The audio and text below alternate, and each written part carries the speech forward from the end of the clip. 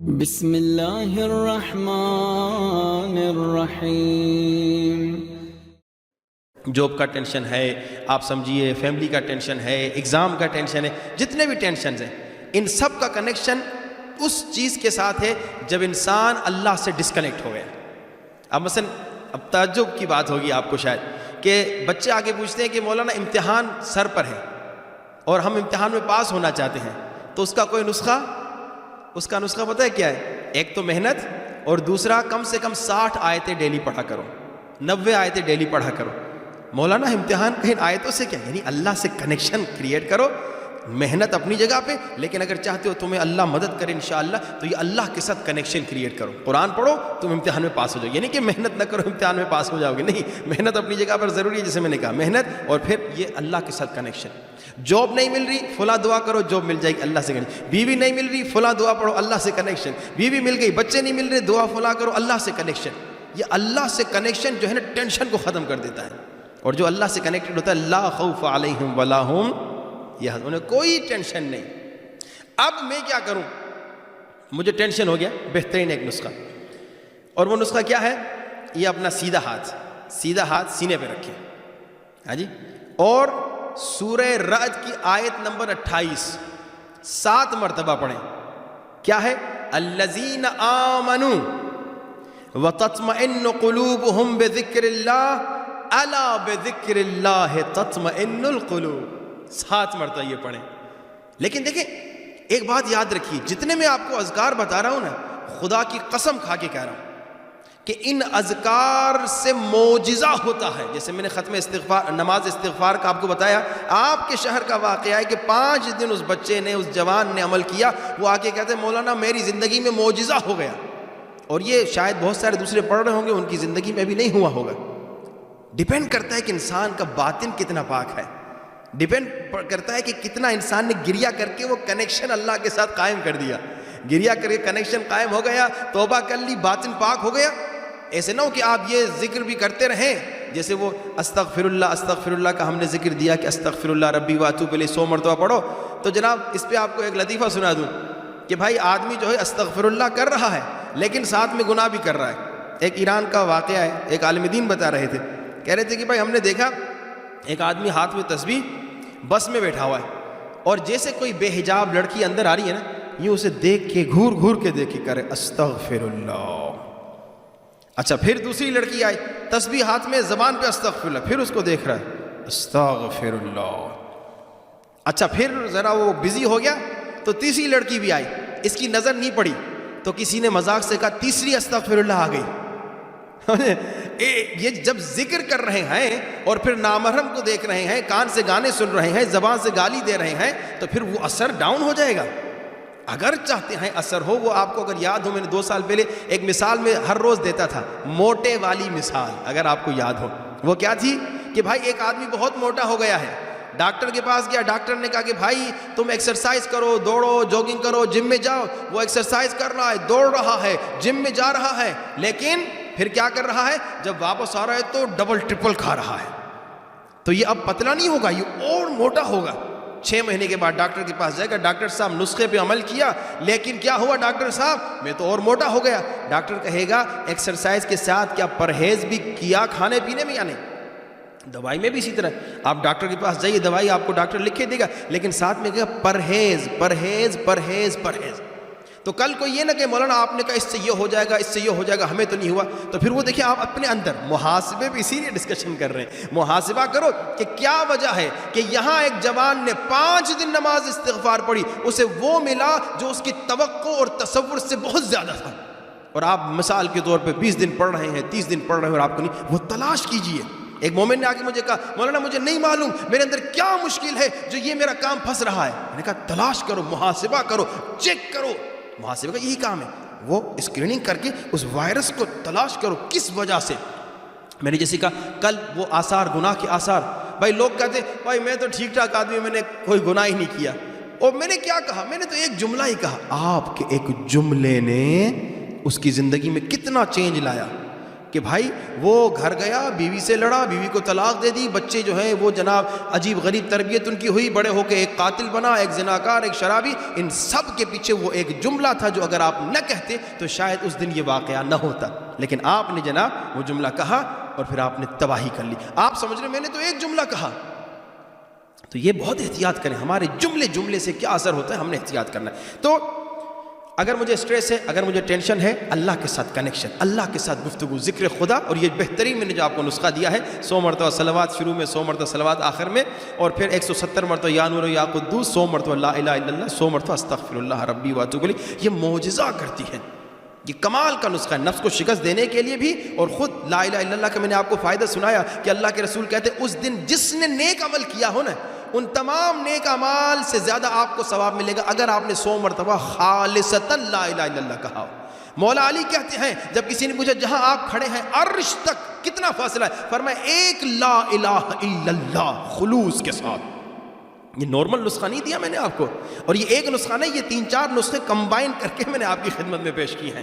تو اس پہ انشاءاللہ عمل کیجئے، دائم الذکر رہیے. خود نفس کو شکست دینے کا انشاءاللہ، جس پہ ہم مجلس میں شاید یا درس پہ گفتگو کریں، نفس کو شکست دینے کے اس نسخے کے ساتھ جو سب سے بڑا ایک نسخہ کیا ہے، دائم الذکر، دائم الوضو اور نماز شب. اس پہ انشاءاللہ تفصیل سے گفتگو ہوگی. نفس کو شکست دینے کے لیے بہت ضروری ہے، اور اس کے دنیاوی فائدے بھی ہم آپ کو بتائیں گے ان تینوں کے انشاءاللہ اگر وقت رہا.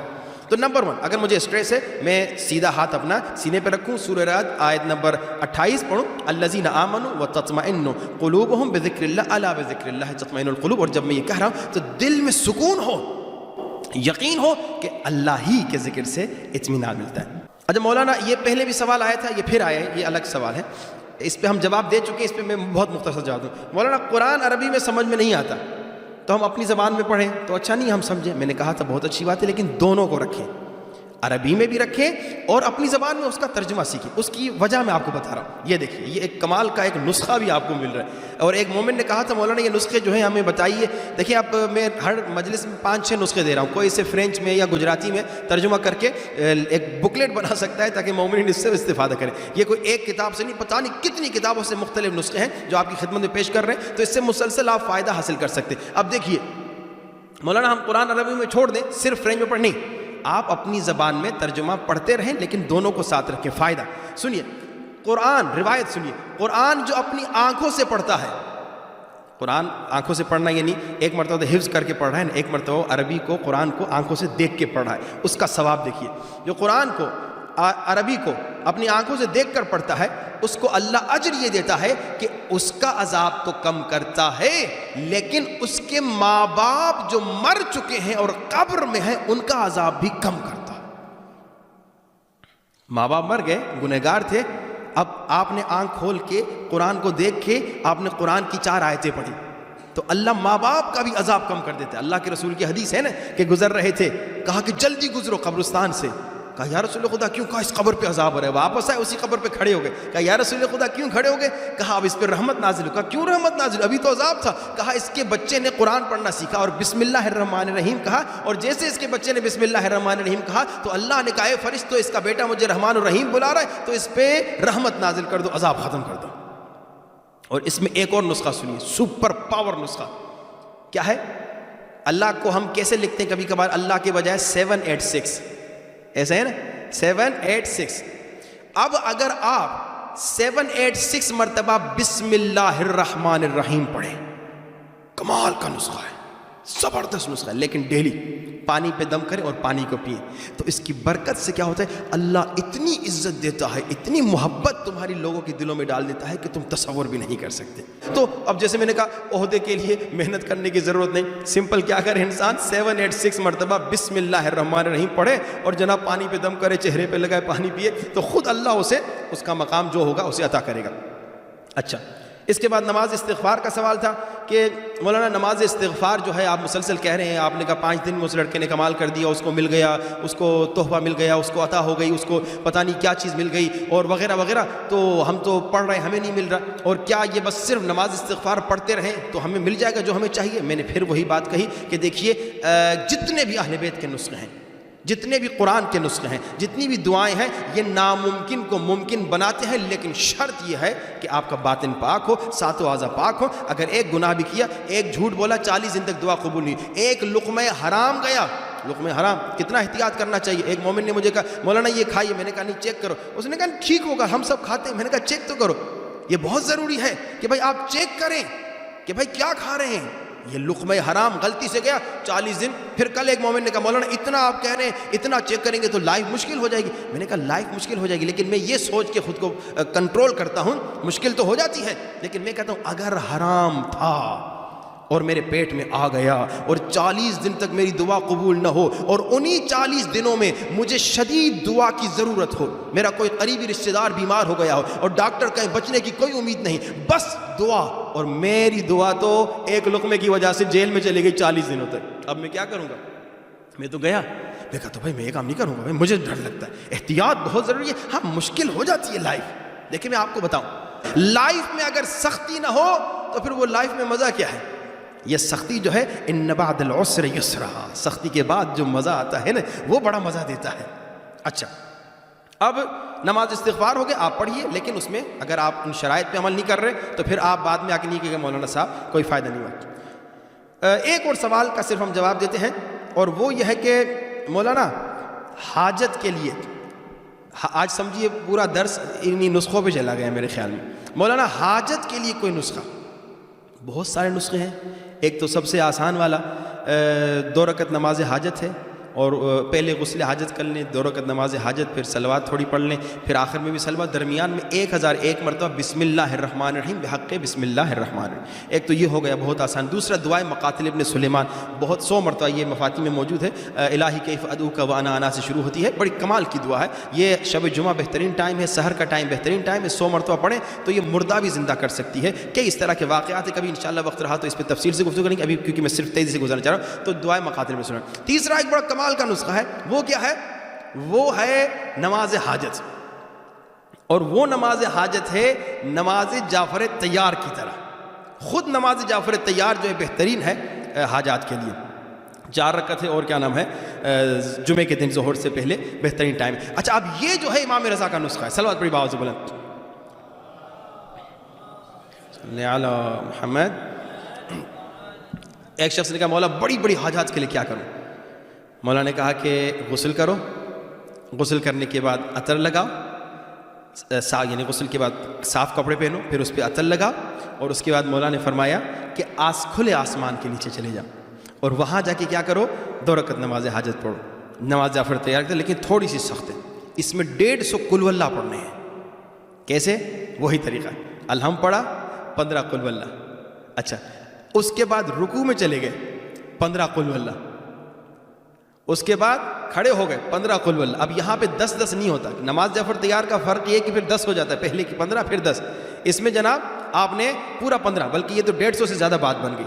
پھر سجدے میں اسی طرح 15 قل واللہ، اٹھ کے 15 قل واللہ، سجدہ 15 قل واللہ، اٹھ کے 15 قل واللہ، اور پھر پوری نماز دوسری رکعت بھی اس طرح کمپلیٹ کر کے، اور نماز ختم کرنے کے بعد سجدے میں جا کے 15 قل واللہ۔ اس کے بعد ایک یہ دعا ہے، وہ یہ کہ اللہم ان کل معبود من لدن عرشك الى قرار ارضك فهو باطل سواك فانك انت الله الحق المبين اقض لي حاجتي كذا وكذا الساعه۔ یہ چھوٹی سی دعا انشاءاللہ مجھے آپ بتا دیں، میں واٹس ایپ کھولوں تو حاجات کے لیے بہت کمال کی دعا ہے۔ اب صلوات پڑھی تاکہ ہم انشاءاللہ اپنے موضوع پہ واپس چلیں۔ صلوات۔ اب قیامت کے لیے کیا کریں؟ کیا کرو جو مجھے قیامت یاد آئے؟ تو اس کے لیے روایات میں ہے کہ زیادہ سے زیادہ سورہ واقعہ کی تلاوت کرو۔ اذا وقعت الواقعہ لیس لوقعتها کاذب خافضۃ رافعہ، یہ قیامت کا سورہ ہے، اور اس سورے کے فائدے بھی سن لیجئے کہ بھائی قیامت کا سورہ تو ہے، قیامت کے فائدے کے لحاظ سے آپ کو قیامت تو یاد دلائے گا، لیکن یہ سورہ جو امام علی کا بھی سورہ ہے، جو یہ سورہ پڑھنے کی عادت ڈال دے تو وہ کیا ہوگا؟ امام علی کا دوست بن جائے گا، یعنی امام علی کا دوست مشہور ہوگا۔ اور سنیے روایت میں ملتا ہے جو ہر شب جمعہ ایک مرتبہ سورہ واقعہ، جیسے زیارت وارثہ شب جمعہ پڑھتے ہیں نا ہم لوگ، سورہ واقعہ بھی شب جمعہ ڈال دیں تو کیا ہوگا؟ اللہ اس سے محبت کرے گا اور اس کی محبت سب کے دلوں میں ڈال دے گا۔ پھر وہی بات کہ بھائی وہ کیا نام ہے، پریزیڈنٹ بننے کے لیے لڑنے جھگڑنے کی ضرورت نہیں، سورہ واقعہ ہر سورہ شب جمعہ کو پڑھ لیں، کیا ہوگا؟ خود لوگ تم سے محبت کرنے لگیں گے۔ اور کہا تمام لوگوں کے دلوں میں، اجمعین، یعنی جو جانتا ہے وہ بھی تم سے محبت کرے گا، جو نہیں جانتا وہ بھی تم سے محبت کرے گا۔ کتنی مرتبہ آپ دیکھتے ہیں راستے میں ایک آدمی نظر آتا ہے، آپ نہیں جانتے لیکن آپ کو اچھا لگتا ہے، کہتے ہیں آدمی اچھا ہے، اللہ اس سورہ واقعہ پڑھنے سے یہ ثواب دے گا۔ پھر سنیے، سورہ واقعہ پڑھنے سے عذاب قبر کم ہوگا۔ سورہ واقعہ کہا اگر چاہتے تمہارے گھر میں برکت آئے، سورہ واقعہ لکھو ہاتھ سے اور گھر میں لٹکا دو۔ یہ سارے سورہ واقعہ کے فائدے ہیں اور قیامت کو یاد دلاتی ہے۔ ترجمے کے ساتھ اسے پڑھیں، سورہ واقعہ انشاءاللہ ضرور پڑھا کریں۔ اس سے اگر روایت میں ملتا ہے اپنی خواتین کو سورہ واقعہ پڑھنے پہ موٹیویٹ کرو، خواتین سورہ واقعہ پڑھیں، اور اس البتہ سب کے لیے ہے۔ اور اس میں سورہ واقعہ میں کہتے ہیں اگر شادی نہیں ہوتی تو سورہ واقعہ پڑھتا رہے وہ جوان، اگر شادی ہوگی اس کے بعد جھگڑے ہو رہے ہیں میاں بیوی میں تو جھگڑوں کو کم کرنے کے لیے سورہ واقعہ پڑھو، یہ بہت مفید ہے۔ تو سورہ واقعہ قیامت کو بھی یاد دلائے گا، اور سورہ واقعہ کیا کرے گا انسان کو جتنے مسائل ہیں۔ جی بسم اللہ، کوئی سوال تھا؟ چلیں تو سورہ واقعہ انشاءاللہ پڑھیں تاکہ انسان قیامت کو یاد رکھے۔ تو انشاءاللہ آپ لوگ جس نے ابھی تک محاسبہ نہیں کیا کل سے محاسبہ شروع کریں۔ اگر کسی کو کوئی سوال ہے تو انشاءاللہ بسم اللہ۔